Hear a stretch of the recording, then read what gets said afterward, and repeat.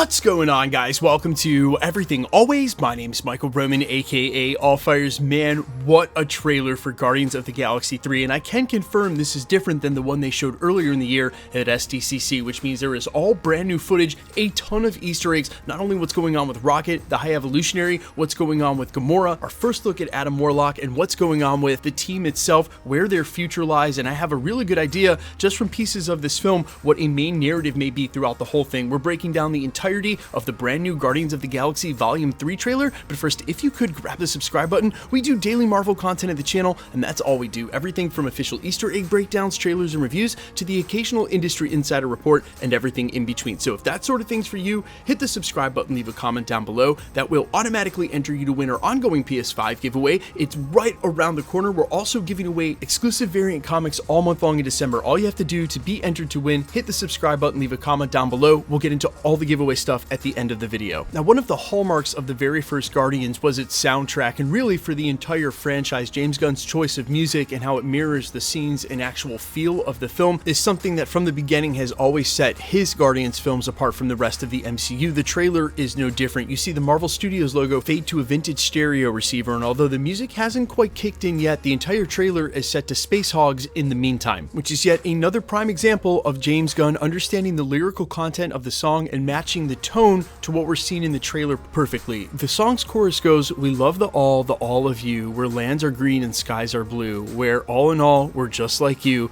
We love the all of you." And we actually know exactly what the lead singer was talking about. Royston Lagdon actually went on record as saying, quote, "It's me trying to reach people. It's using some kind of metaphor or wordly or interwordly search for the end of isolation, the acceptance of oneself in there. At the end of the day, it's saying whatever you gotta do, it's okay, it's all right." And I think that's also me talking to myself, getting me through the weighing anxieties of fear and death. That's what it all comes down to. And when you take that context and apply it to not only what's happening with the Guardians of the Galaxy, but Rocket's search for his own creator in the High Evolutionary, and we'll all fly away together one last time, he does not sound like he is in good shape. James Gunn has already warned us that this movie is going to be super emotional, and I do not suspect that the entire team is going to make it out of this one alive. Now let's rewind to the front of the trailer though. When Star-Lord remarks, "We were gone for quite a long time," and it shows them landing on a planet that looks like Earth, it's definitely meaning to fool us a bit because they're not on Earth at all. And in fact, I think I do know where they are, a place called Counter-Earth, but we'll talk about what this is a little bit later when we get into the High Evolutionary and Adam Warlock. But I will quickly mention, I also think this is at the end of the film, and I'll explain it when we get there, but that would contextualize Peter's comment over the top of this, that no matter what happens here, the galaxy needs its Guardians, sort of one positive foretelling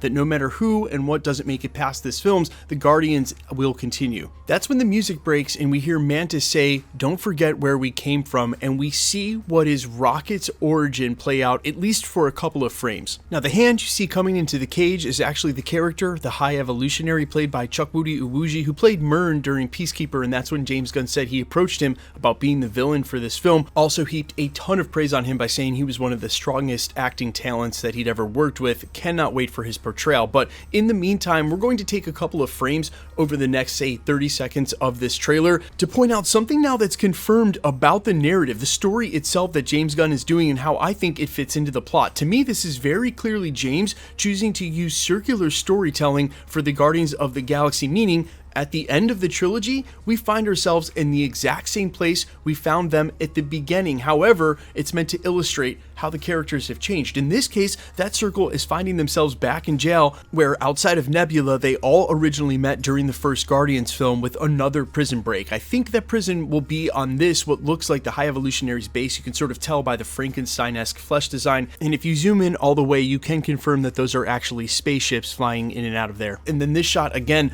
of them clearly in what looked like jumpsuits, Drax in not good condition. Speaking of which, in a couple of frames earlier, they also showed Quill not looking like he's in great shape, getting carried by Nebula through what to me is very obviously nowhere from what we just saw in the holiday special. Looks like the exact same square, and I would say that this looks rather concerning. Quill dies, question mark, as we may see in future theories, but the fact that Rocket is moseying in the foreground, sipping water out of a straw, really makes me feel like this may not be as heavy a moment as it may look just from this frame. Conversely, the heaviest 3 frames of this trailer are the High Evolutionary looking ominous, a bloody scalpel, and then Quill yelling in what seems to be absolute agony. And while I want to stop short of guessing what's exactly happening during the scene, what I will mention is there seems to be a full team-up shot, at least towards the end of this trailer, where you gotta imagine at some point this might be a final face down against Adam Warlock after they have finally broken out. And not to be a major spoiler, but here it is in the trailer, you can see Gamora is amongst them, so whatever the difference between them at the beginning of the film, they've all teamed up by the end. Now let's touch on for a moment my favorite part of the trailer and what I think is going to be an amazing addition to the MCU. Will Poulter's Adam Warlock revealed to the world. Now he does have the golden color skin from the Sovereign where he originates, but I think more interestingly is the gem in the middle of his head, which originally from the comics would have been one of the Infinity Stones and gifted him by none other than the High Evolutionary. Now in the comics, when the High Evolutionary encounters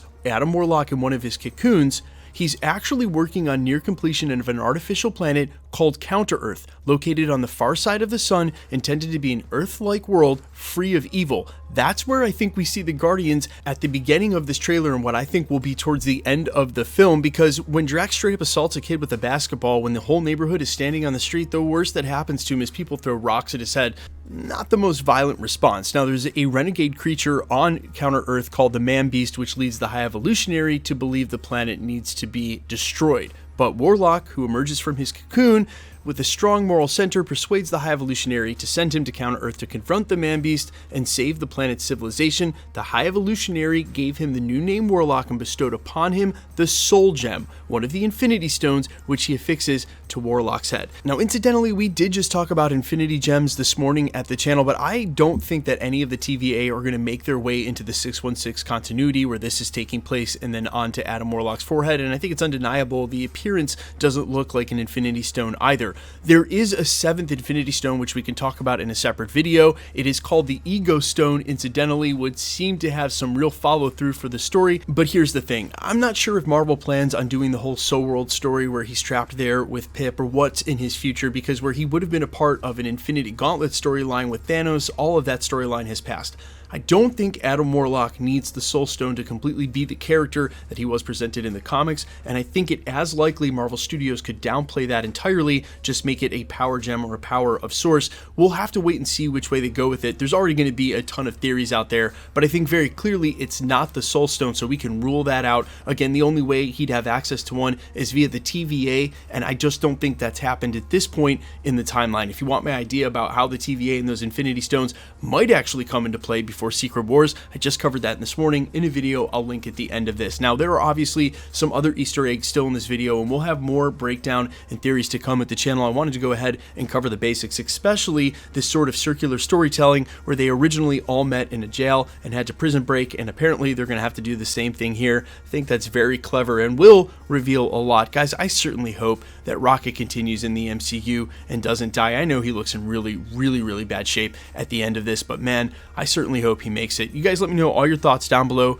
Who's going to make it? Who's going to pass away? And what are the Guardians going to look like going past this film in the MCU, if at all? I am all ears. Quickly, let's get into the giveaway stuff before I let you go. Okay, we're still giving away a PlayStation at 1 million subscribers, which we are headlong into and could easily hit by December's end. We will also be giving away exclusive variant comics during the entirety of December. So every day at the end of videos, starting tomorrow on December 2nd, we'll choose a comment from one of the videos the day before. I'll go ahead and announce it during the video in this same segment. I'll get in touch with you, verify your account, and send you a comic right out. We have all sorts of cool comics all over the place. I'll have a graphic for you guys tomorrow. Wolverine variants, Thor variants, Spider-Man, Venom, it's all in there. All you got to do to be entered, and all the same rules will apply for any giveaways we do at the channel. Hit the subscribe button, then leave a comment down below, because it's truly random. The more videos you comment on, the better chance you have of winning. The best way to keep up with the content is to hit the notification bell with all notifications turned on, and as always, if you like today's video, I'd appreciate it if you'd hit the like button. All winners will be announced at the end of videos, the same way we're doing here. That's right, every day. So please ignore any spammers in my comments or on any other channel